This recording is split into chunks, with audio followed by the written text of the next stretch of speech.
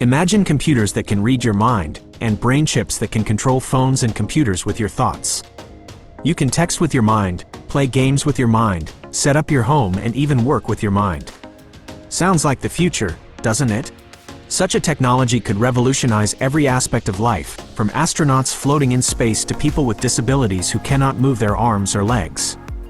They would be able to control prosthetic limbs with ease and, with the help of mechanical machines, would be stronger than ordinary people and become the first cyborg creatures in the world. And Neuralink of billionaire Elon Musk seems to be born to close the gap between those imaginations and reality. On January 29, 2023, American technology idol Elon Musk made a shocking announcement.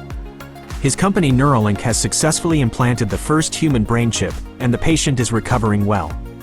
But when will a world where you can control everything with your thoughts through a small device like a headset emerge, or will it always be a pipe dream? What is the chip that Neuralink implants in the human brain? How does it work? And what are the applications of this technology? Inspired by a science fiction concept called neural lace, the neural gene in the fictional universe The Culture, a series of novels by author Ian M. Banks. Elon Musk founded Neuralink in 2016 with the initial goal of creating devices to treat serious brain diseases in the short term. And the ultimate goal is to symbiosis with artificial intelligence to enhance humans, turning us into a better version. One of Neuralink's core technologies is the brain-computer interface, BCI. It is a communication between the electrical and chemical activities of the human brain and an external device. The electrical signals of the brain will be read and used to control certain functions or behaviors of the computer or of the prosthetic limbs. In 1924, German psychiatrist Hans Berger first discovered electrical activity in the human brain using electroencephalography, EEG. In 1965, American composer Alvin Lucier connected EEG to hardware to play music.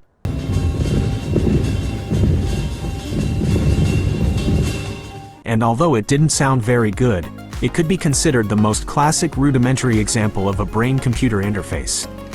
By 1973, University of California, Los Angeles professor Jacques J. Vidal had pioneered the concept of the brain-computer interface in a peer-reviewed scientific paper, becoming the father of the field. By 1977, Vidal had used a brain-computer interface to control something like a mouse cursor in a maze on a computer screen. In 1988, scientists succeeded in using BCI to control the movement of robots. Fast forward to the 2010s, researchers saw the potential of neural stimulation to restore brain function. Today, there are two main types of brain-computer interfaces: non-invasive and invasive interfaces. Non-invasive interfaces typically involve devices such as helmets or virtual reality, augmented reality headsets. EEG will measure the electrical activity of the brain on the scalp. The brain signal will then be amplified, filtered and fed into an algorithm to decode into specific intentions and actions, used to control drones, robots or video games. The advantage of this interface is that it does not require surgery, but it is less effective, because the brain signal is attenuated when passing through a thick and hard skull. In contrast, Neuralink uses an invasive brain interface. A surgical robot will implant ultra-thin fibers, much thinner than a human hair, which are essentially microelectrodes into the brain with high precision. According to Neuralink, there are a total of 96 threads and 3,072 electrodes in a brain chip device. These electrodes record electrical impulses from neurons, which are transmitted to a small electronic device. This device will decode the neural signal into binary code, acting as a translator and intermediary between the brain and external devices. In a presentation, Elon Musk claimed that users could transfer music directly to their brains through Neuralink. However, Neuralink's main goal in the near future is to stimulate the reactivation of inactive neurons to restore motor function in paralyzed patients. The company also aims to communicate with neurons and synapses to inhibit or stimulate the brain, releasing hormones such as oxytocin, serotonin and other chemicals as needed to treat a range of diseases and symptoms including obesity, autism, depression and schizophrenia. So, what is the truth? After all, how far is Neuralink from their claims? First of all, the device that Neuralink is developing is not a completely new technology. The use of BCI to restore mobility to paralyzed patients has been around for a long time. In 2012, a pill-sized device was implanted in the motor cortex, allowing 2 quadriplegic patients to control robotic arms with their minds. Locked-in syndrome is a rare neurological disorder that causes complete paralysis of the body, except for the muscles that control eye movements. The minds of these people are literally locked inside their bodies. They are still conscious and can think, but they cannot move or speak, although they can still communicate by blinking. In 2017, a brain-computer interface helped a patient with locked-in syndrome communicate and answer a series of simple yes or no questions. What's new with Neuralink is the idea of using this brain chip on healthy and normal individuals. Elon Musk envisions a future of superintelligence, where people will use Neuralink devices to listen to music, control smartphones and other devices without having to touch them. The American billionaire hopes that this symbiosis with artificial intelligence will unlock human limitations, creating augmented humans, although Elon Musk himself has also expressed concerns about the dangers of AI. Musk believes that Neuralink can turn your life into a video game with a save game feature.